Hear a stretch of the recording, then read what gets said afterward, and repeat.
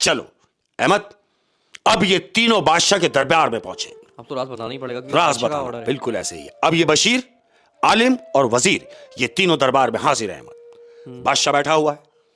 बादशाह ने पूछा, हां भाई तुमने क्या देखा? आलिम से पूछ रहा है।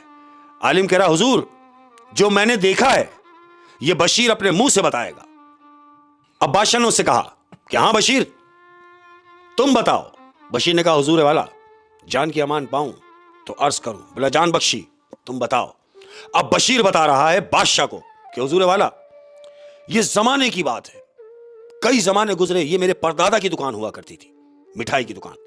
तो एक दिन क्या हुआ कि मेरे परदादा इसी दुकान में बैठे हुए, तो एक भूखा शख्स, भूखा प्यासा शख्स मेरे दादा परदादा जो थे मेरे परदादा के पास हाजिर हुआ और उनसे आके कहता है कि मैं भूखा हूं और मुझे मिठाई खानी है। तो मेरे दादा ने उसको देखा और देख के ये अंदाजा लगाया कि ये वाकई भूखा भी है और प्यासा भी। मेरे परदादा ने उसको बिठाया है, बिठा के पहले पानी पिलाया है।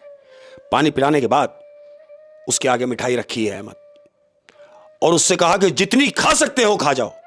अहमद, वो जो भूखा शख्स आया था, जानते हो उसने क्या किया? वो परदादा की दुकान की आधी मिठाई अकेला ही खा गया। वो शख्स आधी दुकान की मिठाई खा गया और मेरे परदादा के माथे पे बल तक नहीं आया। उन्होंने खुश असलूबी से उसको वो मिठाई खाने दी और बिल्कुल चुपचाप उसे देखते रहे। अब जब वो शख्स मिठाई खा चुका तो उसने दादा की तरफ देखा और दादा को कहा कि आज तुमने मेरी प्यास भी मिटाई और मुझे पेट भर के मिठाई भी खिलाई है, और जो मिठाई तुमने मुझे आज खिलाई है मैं ये मिठाई तुम्हारी पूरी नस्ल को खिलाता रहूंगा। दादा ने, हमारे जो परदादा थे, उन्होंने कहा कि भाई मैं समझा नहीं। तो परदादा को उस शख्स ने कहा कि तुमने मुझे मिठाई खिलाई है, जानते हो मैं कौन हूं? परदादा ने कहा नहीं। तो उसने कहा कि मैं एक जिन हूं और मैं अब तुम्हारी इसी शॉप में रहूंगा और सारी जिंदगी मिठाई खिलाता रहूंगा और कभी भी मिठाई कम नहीं होगी, कभी भी जायका खत्म नहीं होगा। ये वही जिन्नात है और उस जिन्नात का पूरा घराना मेरे उस तहखाने में है जो मिठाई बना रहा है। वही जिन्नात जो परदादा के दौर में आया था वो आज तक मेरी दुकान में है, तहखाने में मौजूद है, मेरी दुकान के तहखाने में मौजूद है। हुजूर वाला, ये वो राज है जो मैं आज आपको बता रहा हूं। उसने पूरी बात बादशाह से शेयर की है। तो वो जो मिठाई बन रही थी वो जिन्नात बना रहे थे। वजह क्या थी?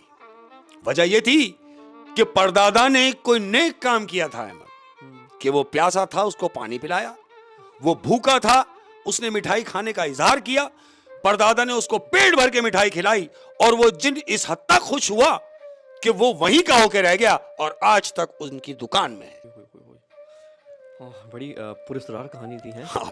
और इसमें यह भी देखा जा सकता है कि परदादा की हुई नेकी हाँ, उसकी नस्लों को काम आई। बिल्कुल, वो बकौल उसके जिन्नात के कि मैं ये पूरी नस्ल को मिठाई खिलाता रहूंगा। और मेरे ख्याल जो वो जिन्नात होगा परदादा के ज़माने का, हाँ जी, वो भी मर गया होगा। हाँ। तो ये उसकी नस्ल है, उसकी जो पीढ़ी है वो चल रही है, यानी उस जिन्नात की नस्ल इस इंसान की नस्ल की खिदमत कर रही है। खिदमत कर रही है। होए होए होए, बहुत इंटरेस्टिंग कहानी थी शेख साहब। क्या बात। और मिठाई से बड़ा पुराना ताल्लुक है जिन्नात का, हाँ, कहते जिन्नात हैं है। ऐसा। बिल्कुल ऐसे ही। और जो अक्सर मिठाई की दुकान वाले होते हैं वो ये कहते हैं कि हमारे पास जिन्नात हाँ, है। ऐसा ही है। बिल्कुल, जमीली मिठाई की शाही दुकान दुकानें में अपन पहले भी बता चुके हैं इस पहले बात भी के बता लिए। चुके हैं, लेकिन ये जितनी बताई जाए बात, जिन्नातों से मिठाइयों का बड़ा रिलेशन सिस्टम है। रिलेशन है। अल्लाह पाक हर एक को हिफ्ज़-ओ-अमान में रखे अपने। आमीन, आमीन। और बहुत मज़ा आया शेख साहब, क्या बात, इंटरेस्टिंग कहानी थी। क्या बात है।